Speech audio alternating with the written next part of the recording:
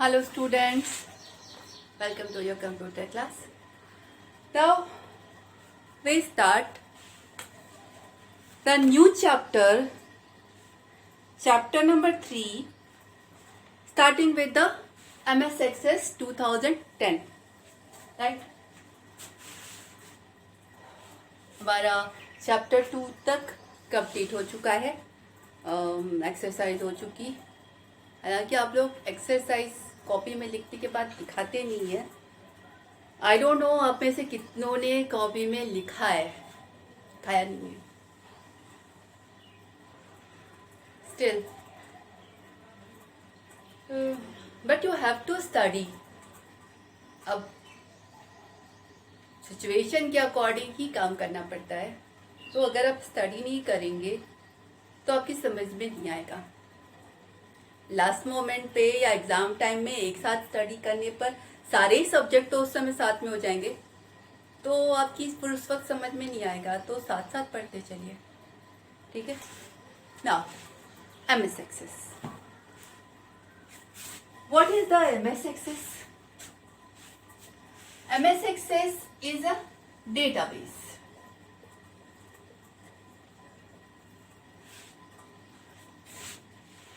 What is the database?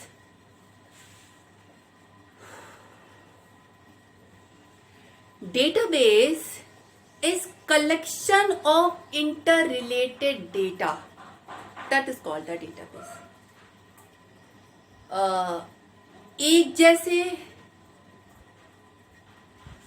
Collection, वो data जो एक दूसरे से रिलेटेड है, उन सारे डेटा का कलेक्शन आपका डेटाबेस कहलाता है, ठीक है। What is the data?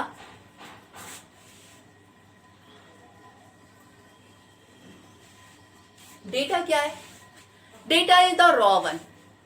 Raw one मतलब जैसे आपकी ही क्लास के, मान लीजिए फर्स्ट टर्म के marks of the each subject रखे हुए हैं, ठीक है।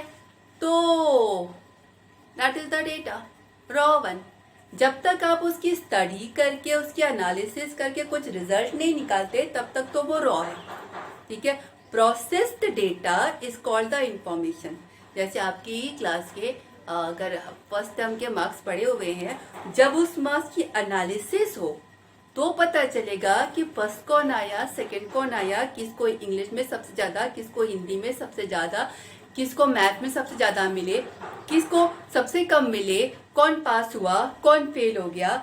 ये सारे जब तक आप उस डेटा की स्टडी नहीं करेंगे, तो process data, when you study the data, when you analyse the data which give you a result, a information, but before processing that is the raw one and that is called the data. अब database, collection of interrelated data, that is the database. जैसे आपकी school है, school में आपका personal information मतलब school, बच्चे का नाम, स्टूडेंट का नाम, पापा का नाम, address, phone number, date of birth, class, ये पर्सनल इंफॉर्मेशन हो गई। उसके बाद उसके क्लास की इंफॉर्मेशन, मार्क्स की इंफॉर्मेशन, फीस की information, all the data are inter related with each other. सारे डेटा का कलेक्शन, वो डेटा जो एक दूसरे से रिलेटेड है, एक स्टूडेंट के फीस के डेटा भी उससे रिलेटेड है, मार्क्स के डेटा भी उससे रिलेटेड है, सब्जेक्ट के डेटा भी उससे रिलेटेड है, all the datas inter related, that is called the database, ठीक है। And what is the DBMS? Database Management System. Database is collection of interrelated data, that is the database. DBMS is a software, collection of file or a software through which you can work on the database. DBMS आपका एक software है, ढेर सारी file का collection या software है। वो software जो आपको इस डेटाबेस में सारे वर्क परफॉर्म करने, जिस डेटाबेस, जिसकी हेल्प से, जिस सॉफ्टवेयर की हेल्प से आप इस डेटाबेस में सारे वर्किंग परफॉर्म करते हैं, वो सॉफ्टवेयर डीबीएमएस कहलाता है। अब सारी वर्किंग मानी क्या?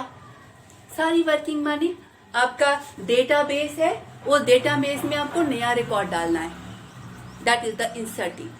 ठीक है, कोई पुराना रिकॉर्ड है उस पर अपडेट करें, जैसे किसी स्टूडेंट का एड्रेस चेंज हो गया, तो एड्रेस जो पहले से लिखा हुआ है उसमें नई वैल्यू डालनी है, दैट इज द अपडेशन।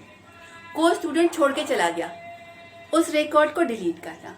ठीक है, रिट्रीव करना, मान लीजिए हमें निकालना है कि इतने ईयर में कितने, या ये निकालना है कि कितने स्टूडेंट हमारे स्कूल में इस पर्टिकुलर एरिया के हैं, तो एरिया का नाम डाला, उस एरिया के जितने भी स्टूडेंट के नेम है वो मिल जाएंगे।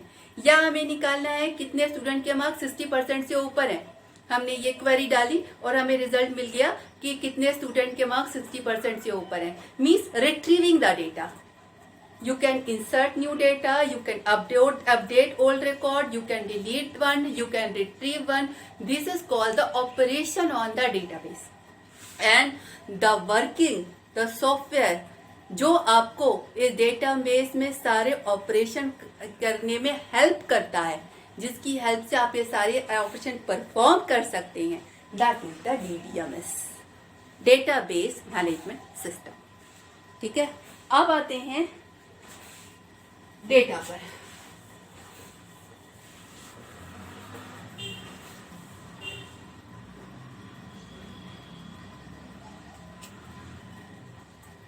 Field, record, table and database.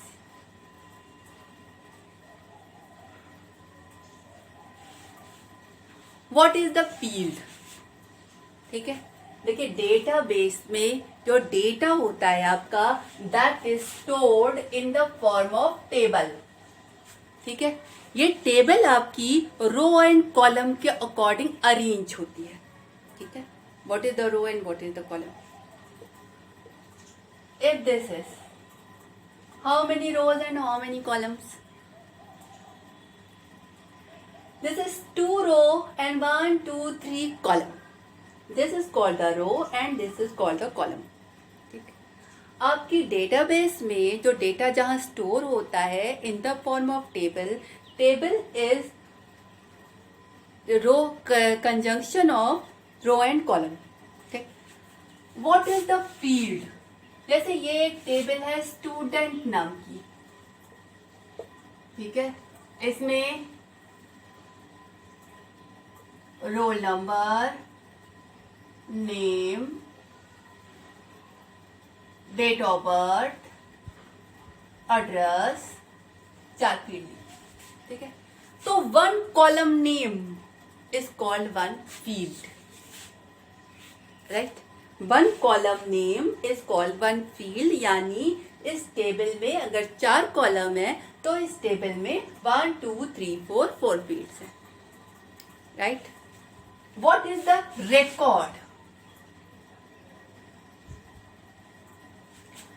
Record क्या होता है कि एक रो जिसमें जितनी फील्ड है उन सब का एक पूरा कलेक्शन हो, जैसे roll number 1 name Ram, date of birth कुछ, एड्रेस कुछ, रोल नंबर 2 नेम रीना, एक डेट ऑफ बर्थ एक एड्रेस, तो एक रो मीन्स सारे कॉलम का एक यूनिक कलेक्शन एक रिकॉर्ड कहलाता है। ठीक है, तो जितनी रो है आपकी टेबल में उतने रिकॉर्ड्स हैं। अगर 100 रो है मतलब आपकी टेबल में 100 रिकॉर्ड्स हैं। ठीक, तो record is the unique collection of all the fields is called 1 record. Now table, table is the combination of all the records, सारे रिकॉर्ड का कलेक्शन आपका टेबल कहलाता है। देखिए फिर से शुरू करते हैं। What is the field? Field is the 1 column. ठीक, 1 कॉलम इज कॉल्ड 1 फील्ड, यानी आपकी इस टेबल में टोटल 4 फील्ड है। Roll number is a single field, name is a single field. What is the record? A unique collection of values of all fields is called one record. और कह सकते हैं एक रो आपकी एक रिकॉर्ड कहलाती है. ठीक है. What is the table? Combination of all rows. सारे रोज का कॉम्बिनेशन या सारे रिकॉर्ड्स का कॉम्बिनेशन आपका टेबल कहलाता है. ठीक है. अब what is the database? Collection of interrelated data, यानी ये स्टूडेंट की टेबल हुई, फीस की टेबल हुई, मार्क्स की टेबल हुई. ठीक है. ये और टेबल हुई. सारे टेबल का कलेक्शन ऑफ ऑल टेबल और the collection of interrelated table. Student की टेबल उसकी फीस की टेबल से रिलेटेड है, स्टूडेंट की टेबल उसके मार्क्स की टेबल से रिलेटेड है, और सारी collection of interrelated data और collection of interrelated field the tables are called the database. Right. Now table field is a single column in a table with a unique name. Record is a group of related field. Table are the places where all the information in your database is stored in the form of row and column. Table structure. What is the table structure? ये समझ में आ गया आपको. What is the field? What is the record? What is the table in the form of row and column? Now, what is the table structure?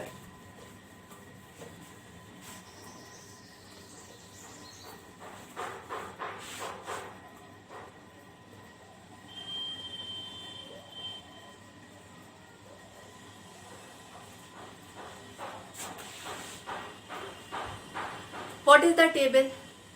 Table is in the form of row and column where you store the data. Right?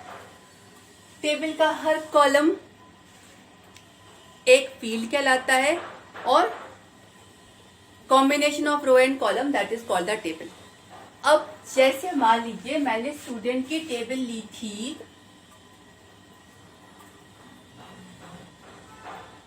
इसमें मैंने 4 column लिए थे. Roll number, name, date of birth and address. Now this is a table. वो table जिसमें 4 column है और जितने student होंगे उतनी रो होगी. ठीक है. Know what is the table structure? This is the table name called the student. Table का स्ट्रक्चर ये बताता है कि इस टेबल में कितने कॉलम हैं, हर कॉलम का डेटा टाइप क्या है, कोई कॉन्स्टेंट तो नहीं अटैच है. ठीक है. या किसी कॉलम के साथ अगर कोई कॉन्स्टेंट कॉलम का डेटा टाइप क्या है, साइज क्या है, कॉन्स्टेंट क्या है, ये टेबल का स्ट्रक्चर बताता है. ठीक है. देखिए जैसे ये है, ओके, रोल नंबर लग रहा है, नेम लग रहा है, डेट ऑफ बर्थ लग रहा है. देख के हमारी समझ में आ रहा है कि हम यहाँ पे रोल नंबर डालेंगे, यहाँ पे नाम डालेंगे, यहाँ पे एज डालेंगे या डेट ऑफ बर्थ डालेंगे. अब रोल नंबर हमारा नंबर टाइप होगा, नाम हमारा टेक्स्ट टाइप होगा और डेट ऑफ बर्थ हमारा डेट टाइप होगा. तो टेबल का स्ट्रक्चर ये बताता है कि ये जो टेबल जिसमें आप एंट्री कर रहे हैं उस टेबल में कितने कॉलम हैं और हर कॉलम में आपको डालना क्या है. मतलब किस तरीके का डेटा, जो डेटा आप डालेंगे उस डेटा का नेचर क्या होगा. जैसे इसमें आप नंबर डालेंगे, इसमें आप टेक्स्ट डालेंगे, इसमें आप डेट डालेंगे, इसमें आप टेक्स्ट डालेंगे, तो क्या नेचर होगा डेटा के डालने का. देख के समझ में आना अलग चीज है, पर टेबल का स्ट्रक्चर ये डिफाइन करता है कि ये कॉलम है, इसका डेटा टाइप ये है, इसकी साइज ये है, ताकि ये डिफाइन रहता है. ताकि जैसे आपने नेम में AB 1 2 3 4 डाल दिया, वो नहीं लेगा, या नेम में तो ले लेगा, लेकिन रोल नंबर में अगर नंबर टाइप है, आपने स्ट्रिंग डाल दिया, ABCD डाल दिया, तो नहीं लेगा. डेट ऑफ बर्थ में आपने मान लीजिए कोई भी स्ट्रिंग डाल दिया तो नहीं लेगा. तो नहीं लेगा में वो डिफाइन तो होना चाहिए, तभी तो कंप्यूटर को पता चलेगा कि इस टेबल में जो एंट्री हो रही है वो इसके अलावा कुछ नहीं होनी चाहिए। ठीक है, तो इस टेबल का डेटा स्ट्रक्चर, टेबल का स्ट्रक्चर क्या होगा? First field is the roll number which is number type, मतलब name, data type, size and constraint.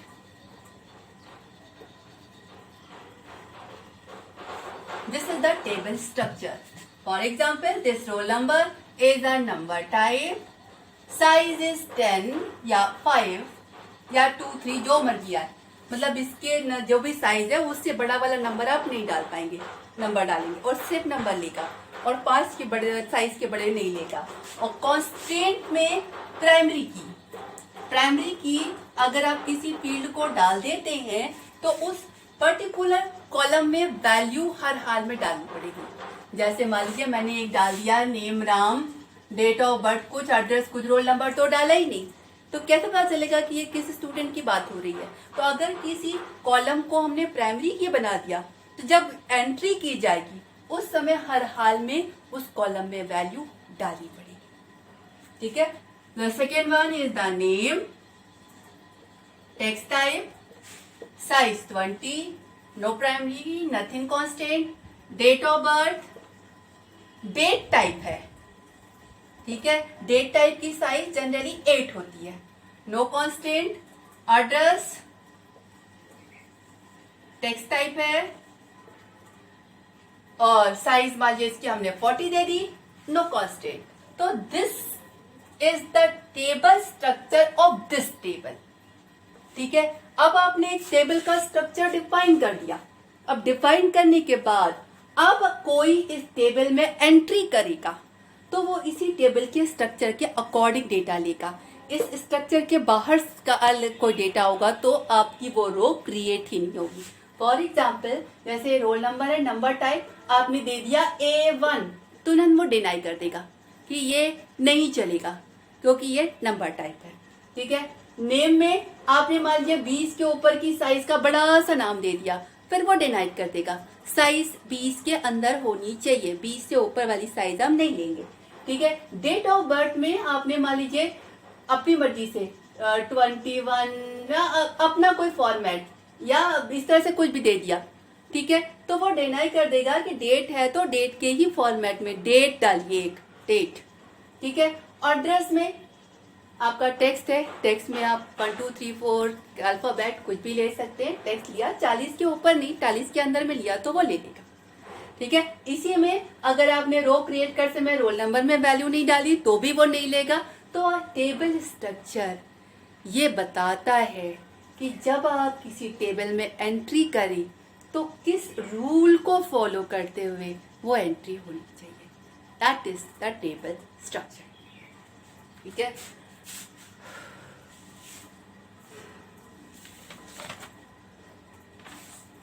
remaining thing will take in the next class. Okay, thank you.